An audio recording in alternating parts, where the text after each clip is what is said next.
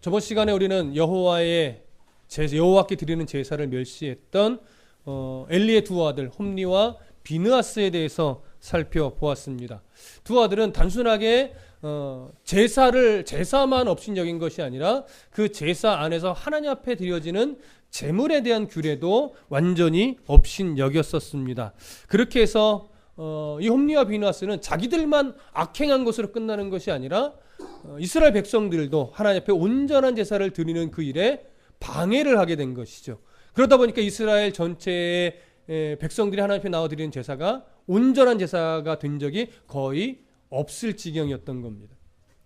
근데 반면에 사무엘은 어려서부터 하나님 손에 맡겨졌고 하나님 앞에서 엘리를 수종들며 살아나가는데 성경은 그 모습을 뭐라고 표현했냐면 어려서부터 여호와를 섬겼다. 그리고 하나님 앞에서 자라갔다. 이렇게 기록을 하는 겁니다.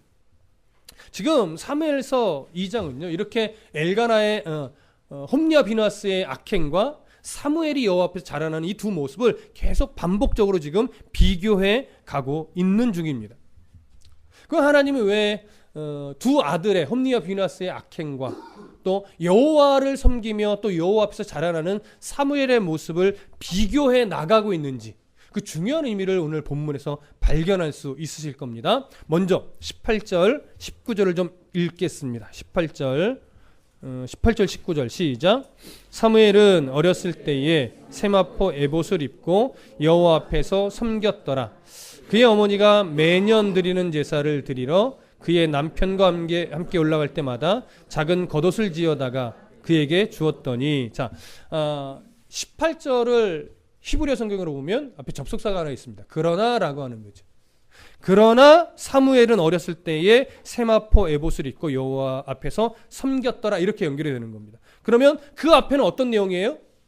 두 아들 홈리와 비느하스가 제사를 업신여기고 제물의 규례를 망가뜨리고 있는 그런 악행의 모습을 보이고 있는 겁니다. 그래서 홈리와 비느하스는 여호와의 제사를 멸시하고 백성들의 제사를 망가뜨리고 있었다. 그러나 사무엘은 어렸을 때부터 세마포 에봇을 입고 여호와를 섬겼더라. 이렇게 대조를 시키는 것이죠.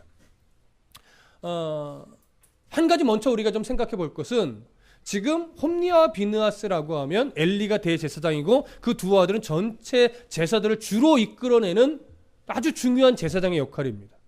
그리고 그 밑에서 사무엘은 그 모습을 보면서 자라나고 있어요. 근데 사무엘은 그 두 아들의 악행을 전혀 본받지 않고 사무엘은 오직 하나님 앞에서 스스로 자라나고 있는 거예요. 하나님을 바르게 섬기는 모습으로 성장하고 있는 거예요.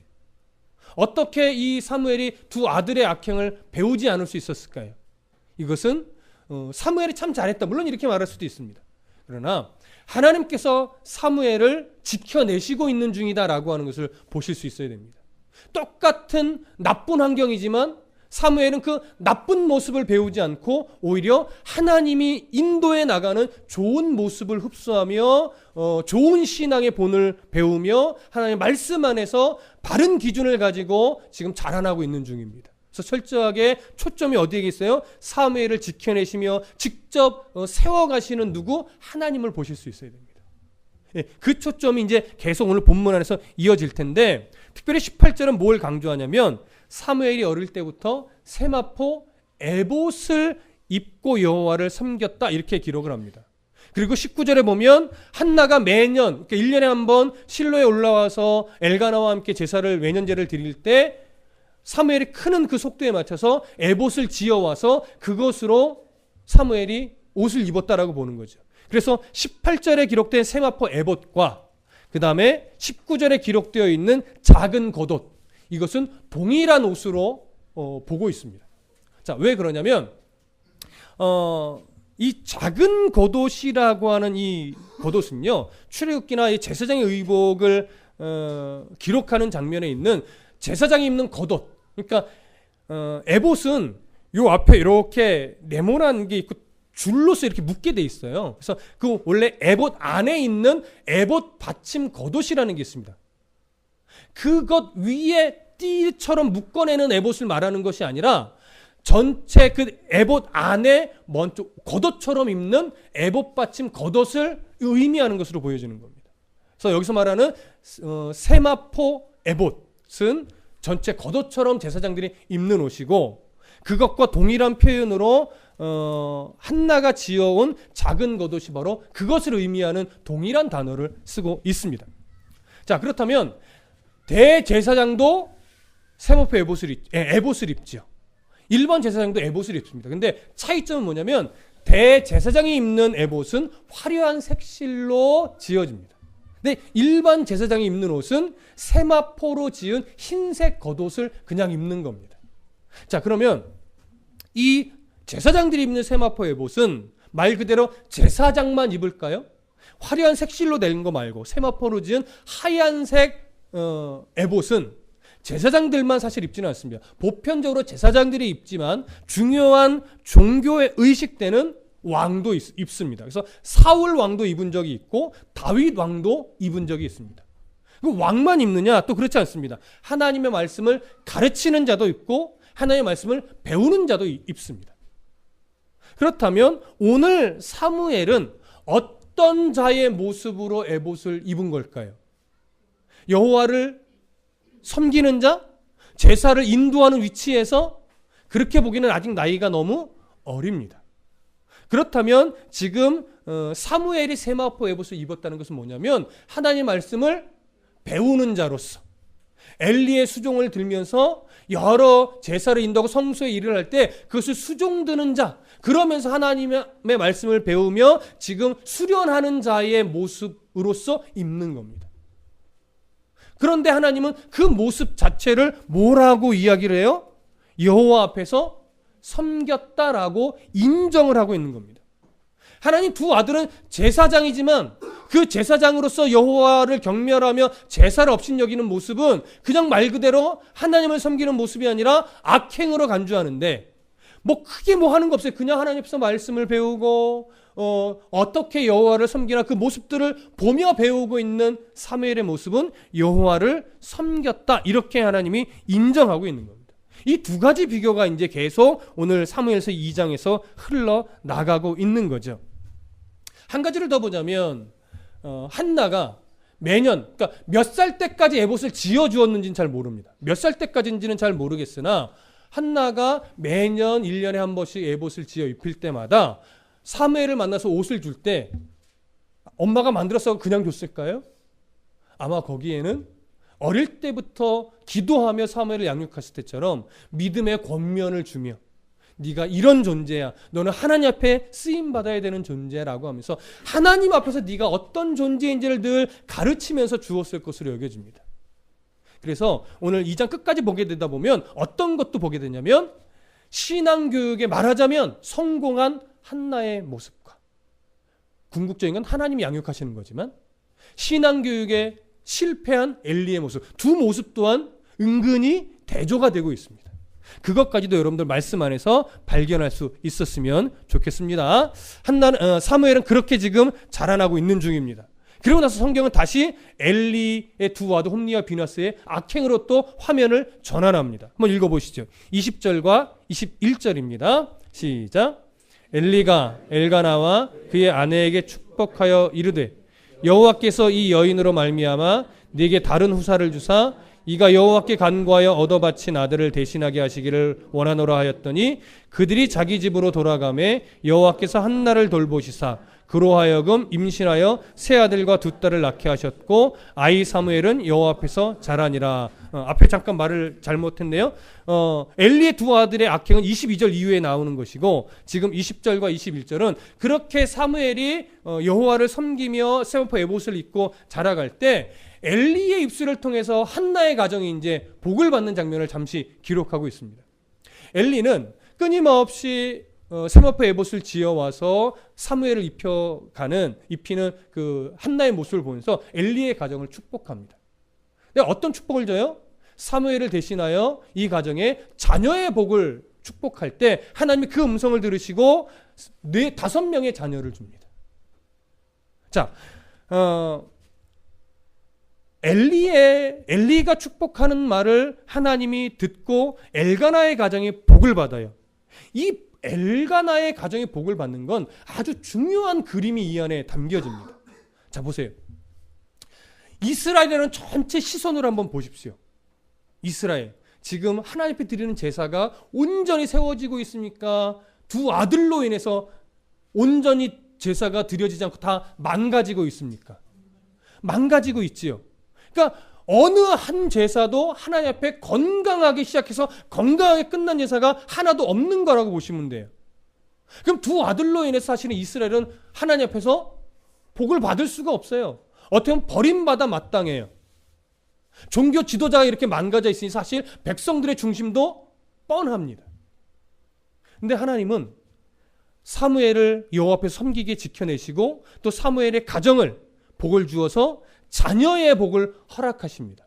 무슨 의미일까요? 하나님은 이스라엘을 포기했다, 포기하지 않았다? 포기하지 않았다. 그래서 하나님은 이스라엘을 끝내 사랑하여 낼 것이다.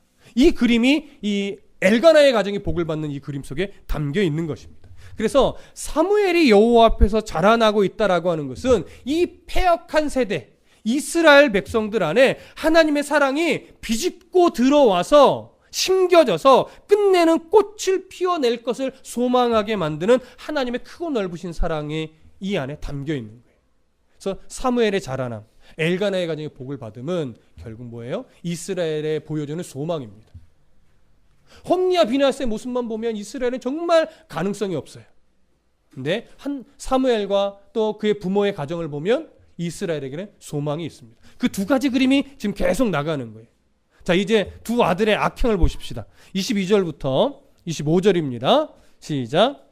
엘리가 매우 늙었더니 그의 아들들이 온 이스라엘에게 행한 모든 일과 회막문에서 수종드는 여인들과 동침하였음을 듣고 그들에게 이르되 너희가 어찌하여 이런 일을 하느냐? 내가 너희의 악행을 이 모든 백성에게서 듣노라. 내 아들들아 그리하지 말라. 내게 들리는 소문이 좋지 아니하니라. 너희가 여호와의 백성으로 범죄하게 하는도다. 사람이 사람에게 범죄하면 하나님이 심판하시려니와 만일 사람이 여호와께 범죄하면 누가 그를 위하여 간구하겠느냐 하되 그들이 자기 아버지의 말을 듣지 아니하였으니 이는 여호와께서 그들을 죽이기로 뜻하셨음이더라. 아이 사무엘 여기까지죠. 자, 엘리의 아들 홈리와 비느하스가 이번에는 어떤 악행을 저지르냐면 성막 문에서 수종드는 여인들을 어떻게 했대요? 범했대요. 이것이 바로 엘리의 자녀 양의 실패의 단적인 모습입니다. 이런 소문을 누가 들었어요? 엘리가 들었어요. 그래서 아들들을 권면하는데 아들들이 그 권면을 듣지를 않는 거죠. 자, 두 아들이 성막문에서 수종드는 여인을 범했다. 일단 우리가 하나 생각해야 되는 게 성막에 관련된 일은 누가 합니까? 레위 사람들이 하죠. 또 함부로 성막에서 나무를 패는 자, 물기는 자 누가 합니까? 느디님 사람들이 하지요. 자, 그런데 오늘 본문은 성막에 수종드는 여인들이 있다라고 증언을 합니다. 자, 어디서 본 적이 있으신가요? 성막문에서 수종드는 여인들이 있었다라고 하는 것. 여러분 어디를 한번 보시냐면 출애굽기 38장으로 한번 가보시죠. 출애굽기 38장 8절. 출애굽기 38장 8절입니다. 자, 구약성경 141조 출애굽기 38장 8절입니다. 찾으신 분들 함께 읽겠습니다. 시작. 그가 노스로 물두멍을 만들고 그 받침도 노스로 하였으니 곧 회막문에서 수종드는 여인들의 거울로 만들었더라. 자, 물두멍을 만들 때 이 여인들의 거울을 모아서 아마 녹여서 만들었을 것으로 여겨집니다. 여기에 무슨 표현이 있어요? 회막문에서 수종드는 여인이라는 표현이 있습니다. 그렇다면 구약시대에 회막문에서 수종드는 여인은 분명히 있었다라고 하는 것이죠. 그럼 이 여인은 어떤 여인들이었을까? 정확한 어떤 자료는 없는데 보편적으로 이 여인들은 아마도 나실인의 서원을 하고 자기 몸을 구별한 여인들이 주로 성소에서 어떤 수선하는 일이나 아니면 어떤 세탁과 관련된 일이나 아니면 어떤 청결과 관련된 일을 이 여인들이 맡아서 했을 것으로 여겨집니다. 근데 문제는 뭐냐면 이렇게 구별된 여인들을 홈리와 비느하스가 뭐예요? 범했다라고 하는 거예요. 성적으로. 자, 그렇다면 여기서 홈리와 비느하스는요, 중요한 몇 가지를 어겼습니다. 먼저 뭘 더럽혔을까요? 성막의 거룩함을 더럽혔습니다. 그리고 나시린의 서원을 한 이 여인들을 범했으니까 하나님 앞에서 어떤 규례들도 망가뜨리는 거예요. 그리고 하나님께서 제정하신 있던 어떤 그 율법이나 규례를 완전히 무시하고 있는 거예요. 이런 악행을 저지릅니다. 근데 이 악행이 하나님의 법의 테두리 안에서만의 악행이 아니라 학자들은 이것을 어디까지로 좀 시야를 넓히냐면 이 홈리와 비느하스가 어쩌면 가나안의 우상을 섬길 때의 습관들을 가지고 와서 여기다가 합쳐버린 것이 아니냐 이렇게 얘기도 합니다. 무슨 말일까요? 바알을 섬기는 제단을 생각해 보십시오. 거기에는 항상 어떤 여자들이 있어요? 거룩한 창녀라고 불리는 케데샤라고 하는 거죠. 이 거룩한 창녀와 몸을 섞는 것은 단순한 욕정에 못 이기는 행동이 아니라 그들의 제의적 종교적 행위가 됐었어요. 그러니까 남자들의 어떤 종교성과 육체적 본성을 다 만족시키는 일이었죠. 그래서 그런 가나안의 종교를 가지고 와서 여기다가 접목하여 그런 악행을 저지르는 것이 아니냐 여기까지 봅니다. 물론 그렇다라고 단정하기는 어려우나 지금 홈리와 비느하스의 성향을 보면 그럴 수도 있을 만한 사람들이다 이렇게 보게 되는 것이죠. 그러니까 하나님의 제사를 업신여기는 걸 더 넘어서서 가나안의 종교, 우상의 종교를 갖고 들어와서 이스라엘의 거룩한 제사 안에 합쳐버린 이런 말도 안 되는 짓까지 했을 것으로 여겨지는 거죠. 자, 두 아들의 행위가 이 정도까지 갔다면 엘리는 어떻게 해야 됩니까? 두 아들을. 말로 너 다시는 그러지 말아라. 말로 타일러서 끝낼 만한 일일까요? 아니요. 이것은요. 율법적으로 본다면 사실은 파면 정도가 아니라 하나님 앞에서 죽임을 당해야 되는 그런 일입니다. 근데 엘리가 몰랐던 게 아니에요. 어디를 보시냐면 23절 24절을 보시면 엘리가 이렇게 말해요. 그들에게 이르되 너희가 어찌하여 이런 일을 하느냐? 내가 너희의 악행을 이 모든 백성에게서 듣노라. 내 아들들아 그리하지 말라. 내게 들리는 소문이 좋지 아니하니라. 너희가 여호와의 백성으로 범죄하게 하는도다 하면서 25절에 사람이 사람에게 범죄하면 하나님이 심판하시려니와 만일 사람이 여호와께 범죄하면 누가 그를 위하여 간구하겠느냐 하되 이렇게 말하죠. 사람이 사람에게 잘못하면 하나님이 그것을 중재하면서 다시 돌이킬 수 있는 기회가 있어요. 근데 사람이 하나님 앞에 범죄하면 돌이킬 수 있는 기회가 있다는 거예요, 없다는 거예요? 없다는 거예요. 돌이킬 수 있는 기회가 없어요. 그러면 지금 엘리가 볼 때 이 홈리와 비느하스 두 아들은 하나님 앞에 돌이킬 수 없는 잘못을 저지르는 겁니까? 사람과 사람에게 돌이킬 수 있는 잘못을 한 겁니까? 돌이킬 수 없는 잘못을 한 거죠. 근데 엘리의 모습은 이렇게 말로 경고하고 권면한 것으로 그냥 끝난 것으로 보여져요. 오히려 자녀를 뭐 하는 거예요? 죽이는 거예요. 이럴 때는 어떻게 해야 돼요? 정말 하나님 앞에 엎드려서 이들이 제사장직을 못하도록 파면하고 그다음에 더 하나님 앞에 엎드려서 속죄하고 그렇게 해서 이들이 하나님 앞에 정결하게 될 수 있도록 뭔가 안내를 제대로 했어야 되는데 말로만 한 거예요. 말로만. 이로 인해서 사실은 하나님의 처절한 심판이 이들에게 주어집니다. 자, 그것을 우리가 이제 오늘 본문을 통해서 더 보게 될 겁니다. 성경은 이렇게 증언합니다. 25절 끝에 누가 그를 위해 간구하겠느냐 하되 그들이 자기 아버지의 말을 듣지 아니하였다 이렇게 말합니다. 이미 여기서 심판이 시작됐어요. 뭐라고 해요? 이는 여호와께서 그들을 죽이기로 뜻하셨음이라. 무슨 말입니까? 그들이 마음이 강팍해질 때 하나님이 그 마음을 다듬어 주지 않았다. 간섭해 주지 않았다라고 하는 거예요. 그래서 가장 무서운 게 뭐예요? 하나님의 무관심이죠. 알았어. 니들 이제 마음대로 해봐라. 나는 이제 너희들을 가만두지 않을 거다. 하나님의 그냥 내버려 두심. 이것이 가장 무서운 심판입니다. 지금 홈리와 비느하스는요. 하나님 주신 기회를 다 날려버린 겁니다. 아버지는요. 이 두 아들이 돌이킬 수 있는 기회마저 다 망가뜨린 겁니다. 어떻게? 말로만 권면해서 끝냈기 때문에. 그래서 하나님은 결정하셨습니다. 두 아들을 그냥 내버려 두기로. 이게 여기서부터 가장 큰 심판은 시작이 된 겁니다. 반면에 26절 보시죠.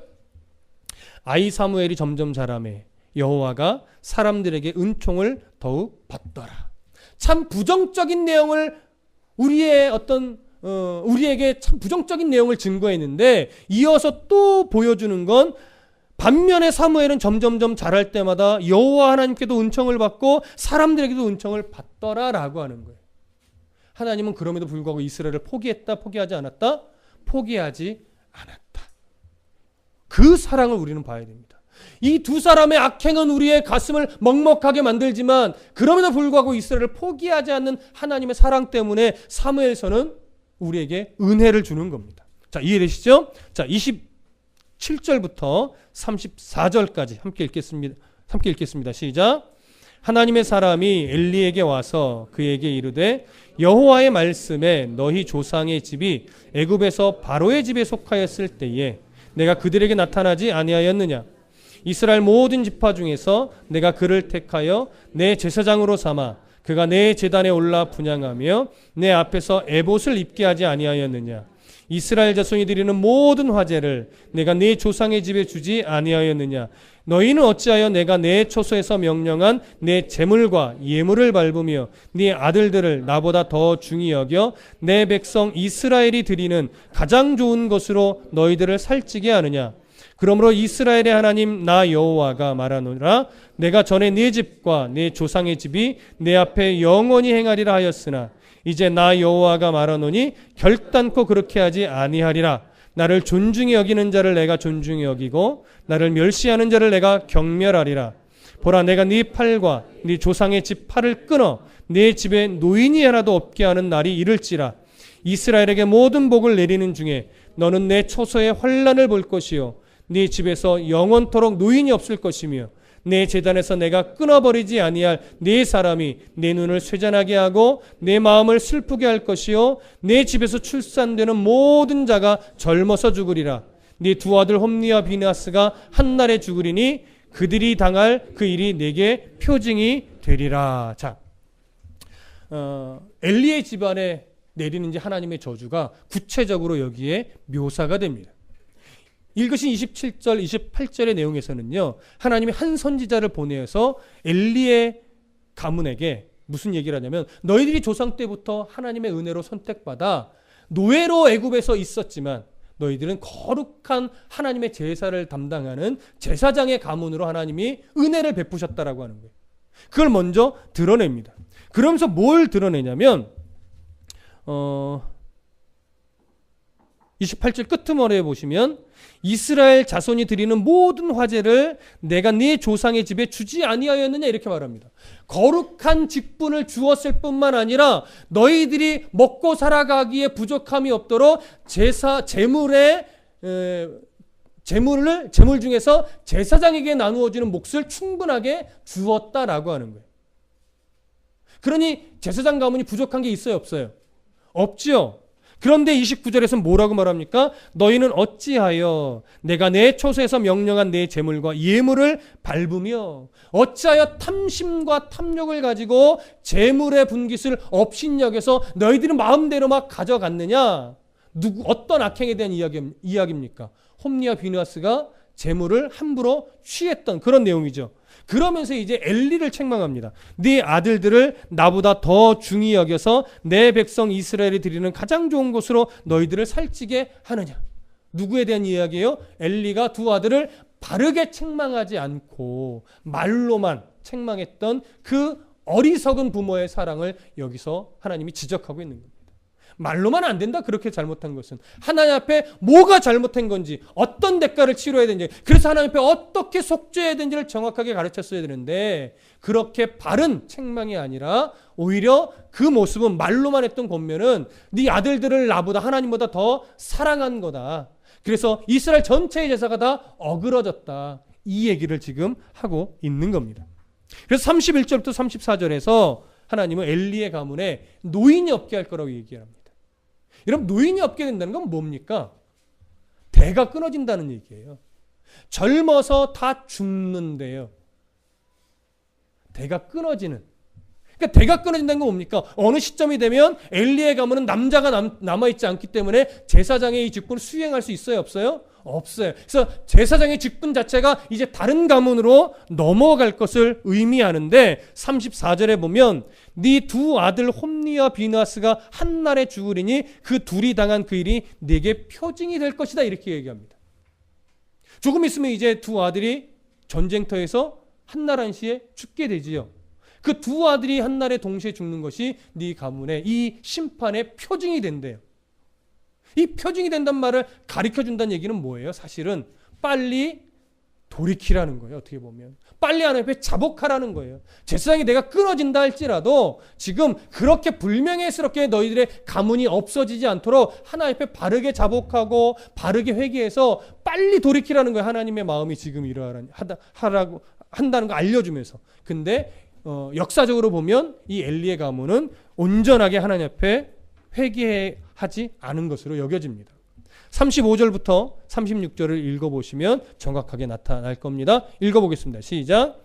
내가 나를 위하여 충실한 제사장을 일으키리니 그 사람은 내 마음 내 뜻대로 행할 것이라.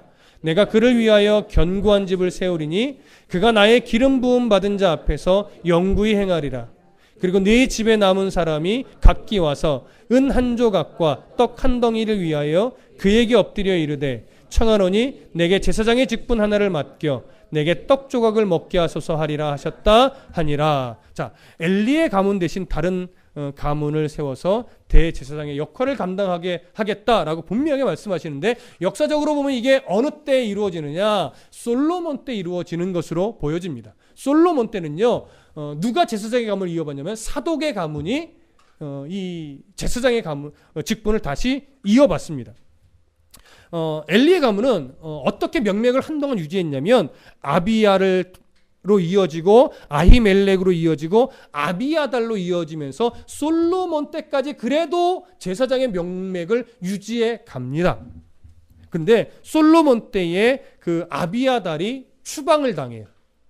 그러면서 이제 솔로몬의 가문이 이 엘리 대제사장의 가문이 제사장으로서의 명맥이 거기서부터 끊어집니다. 그래서 아비아달이 추방당하고 사독의 가문이 제사장으로서 영원한 직분을 얻게 됩니다. 이것이 열왕기상 2장에 나타나 있는 말씀입니다. 이러면서 역사적으로 우리는 이 엘리의 가문이 이 범죄함으로 말미암아 하나님 앞에 심판의 대가가 이렇게 치루어지는 것을 확인할 수 있습니다. 그러면서 36절에 이런 말을 해요. 네 집에 남은 사람이 각기 와서 은 한 조각과 떡 한 덩이를 위하여 그에게 엎드려 이르되 청하노니 내게 제사장의 직분 하나를 맡겨 내게 떡 조각을 먹게 하소서 하리라. 이 말은 뭐냐면 엘리의 후손들 중에는 먹고 살기 위해서 성직을 구걸하는 사람도 생길 것이다 이렇게 말합니다. 열왕기하 23장에 가보면 엘리의 가문이 이런 어떤 내용의 모습을 가지고 좀 이제 막을 내리는 장면들이 나오는데 그렇게 성취가 됩니다. 자, 지금까지 우리는 엘리의 가문과 사무엘의 모습이 대조를 이루면서 성경이 드러내는 모습을 살펴보았습니다. 여기서 우리가 아까도 언급됐지만 가장 놓치지 말아야 될 건 뭐예요? 부정적인 악행의 모습으로 인해서 이스라엘의 모든 것이 끝났다, 끝나지 않았다? 끝나지 않았다라고 하는 겁니다. 하나님은 그들의 악행을 바라보면서 마음 아파하지만 그럼에도 불구하고 그 이스라엘을 향한 하나님의 마음 자체를 바꿔내시는 분이 아니라는 거예요. 누구에게 그 뜻을 두셨어요? 사무엘에게 그 뜻을 두시고 결국은 이스라엘에게 원하시는 하나님의 그 뜻을 이루어낼 것이라고 하는 것이죠. 우리를 보실 수 있어야 됩니다. 우리 한 사람 한 사람 자기들의 모습을 보면 우리는 늘 연약함, 우리는 늘 부족함, 우리는 늘 넘어지는 흔적들을 밖에 없지요. 그러나 우리는 늘 넘어지고 우리는 늘 연약하고 우리의 모습을 보면 뭐 제대로 하는 것 하나도 없는데 우리를 향한 하나님의 뜻을 보면 우리에겐 늘 뭐가 있습니까? 가능성이 있습니다. 우리에겐 늘 소망이 있습니다. 그래서 성도는요, 시선을 항상 누구에게 맞추느냐가 그래서 중요합니다. 우리가 영적으로 가라앉을 때는 항상 뭘 보냐면 하나님을 보지 못해요. 나를 봐요. 내 상황, 내 연약함, 나의 탐욕, 나의 부족함 이런 것들만 보니까 자꾸 내 신앙이 가라앉죠. 근데 성경은 항상 상황은 이렇게 악하다. 저들은 이렇게 악행을 저질렀다. 근데 하나님은 그들의 악행을 바라보면서 항상 누구에게 초점을 맞춰요? 사무엘에게 초점을 맞췄던 것처럼 나를 사랑하시는 하나님을 바라보면 우리에게는 언제나 소망이 있습니다. 그래서 성도가 좌절하지 않을 수 있는 힘은 날 사랑하시는 하나님을 볼 때예요. 나의 어그러지고 나의 힘들고 나의 어려운 이런 상황을 보면 우리에게는 답이 없어요. 앞이 안 보여요. 캄캄해요. 근데 그 속에서 나를 이끌어내실 하나님을 바라보면 언제나 우리에게는 소망이 있습니다.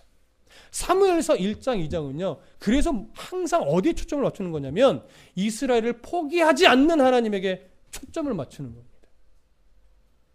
오늘 찬양에서도 그 고백이 나왔죠. 항상 우리 인생은 갈등의 연속이에요. 아픔의 연속이에요. 고난의 연속이에요. 그래서 때로는 신앙도 막 흔들릴 때가 있어요. 그런데 놀라운 건 결국 우리는 누구를 선택할 수밖에 없어요? 하나님을 선택할 수밖에 없는 인생이에요. 근데 결국 하나님을 선택하게 되니까 우리들의 인생의 종착지는 패배의 종착지가 아니라 성공과 승리의 종착지로 이미 결정 나 있는 거예요. 근데 이미 결정난 그 결과를 못 보니까 오늘 마치 패배한 자의 모습으로 자꾸 살아가는 거예요. 실패한 자처럼 살아가는 거예요. 이게 우리의 연약함이죠. 근데 하나님은 늘 뭘 가르쳐요? 너희는 실패한 자가 아니라는 거죠. 너희는 패배한 자가 아니라는 거예요. 지금 고난 속에 있고 아픔 속에 있고 슬픔 속에 있지만 내가 너희들의 결과는 정해놨다 이거죠. 결과가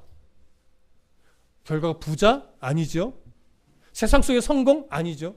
하나님의 자녀로서 끝내 너희들의 종착지는 승리자로서 영광의 그 나라의 승리자로 아름답게 들어갈 그것을 정해 놓으셨어요. 그리고 거기에 어울리는 사람으로 하나님은 우리를 고난 속에 다듬어 주시고 환난 속에 성숙하게 만드시면서 결국 아름답게 당당하게 들어가게 하신다라고 하는 거죠.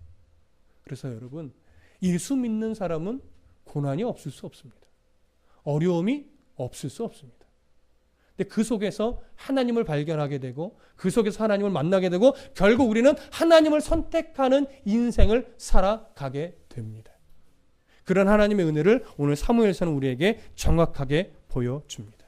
그러니 어떠한 방해에도 불구하고 하나님만 바라보면서 사무엘을 세워가시는 하나님이 나를 세워가실 거다라고 하는 믿음을 가지고 오늘도 의연하게 주어진 삶을 잘 이겨내시고 소망 중에 승리자로 잘 살아내시기를 부탁합니다.